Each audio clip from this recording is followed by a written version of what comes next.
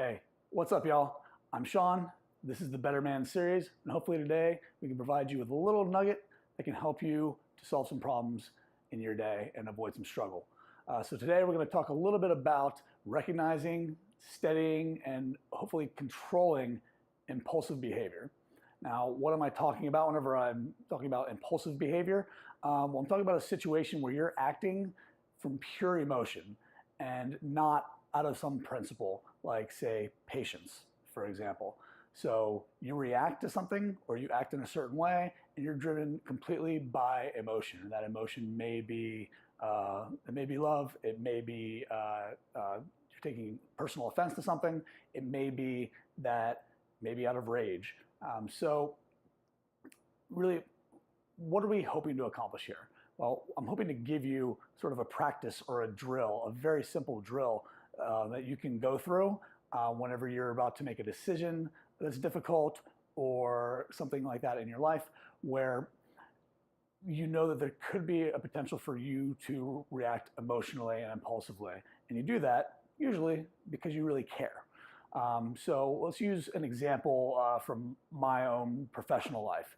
So in my day-to-day job, I work a lot with software developers. That's my primary responsibility is managing and dealing with software developers and teams. And these teams span across multiple departments beyond my own. So let's say in a certain situation, I need to take a software developer who is on a particular project, and I need to move them to another project. And as I'm sure all of you do whenever you have to make a difficult decision, I've weighed the pros and the cons of this, and I write them down because I can't keep all that shit stuck up in my head because I will inevitably lose some of those pros and some of those cons. So I've weighed them out, and now I need to present that to a group of people or a single person. Let's just say it might be a department head that I collaborate with outside of my department. So what I may do is present that to them, and they start going into all of their objections or concerns about this move. And they may be completely reasonable objections and concerns, but because I've already thought through the pros and cons, but I've made this difficult decision anyway, I may not recognize their concerns, and I may take that personally. So I start to, kind of get defensive or get bottled up, or I lash out, and I say things like, "Look, don't you think I've thought of all these things already?" And I start to become a little bit emotional and not coming from a reasonable, pragmatic, principle-driven place.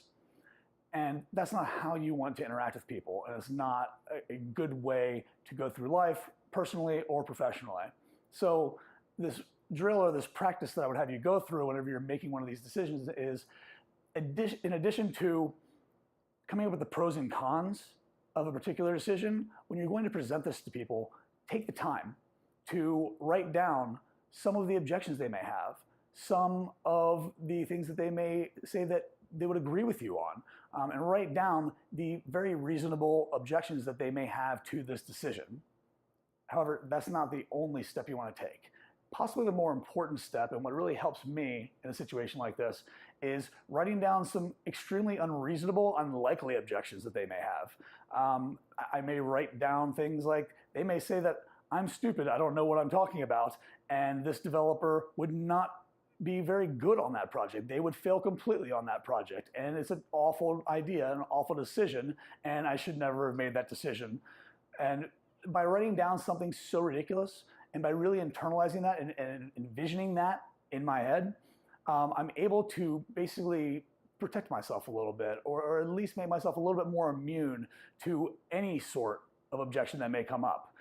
They may actually have an unreasonable objection that I hadn't thought of before, but because I've already played out sort of a worst case scenario of reactions to this decision that I've made, I can sort of allow myself to temper my emotions a little bit. It's a little bit like Teflon, right? Like you kind of build up a little bit of an immunity to any sort of reaction that comes up. So by doing this, I hope that you can find that it will really help you to safeguard yourself a little bit against having your own unreasonable emotional reaction, and allow you to keep calm, stay pragmatic and reasonable, and be able to use this tool to make your decisions easier, to make delivering those decisions easier, and to make your reaction to other people more even, calm, and tempered.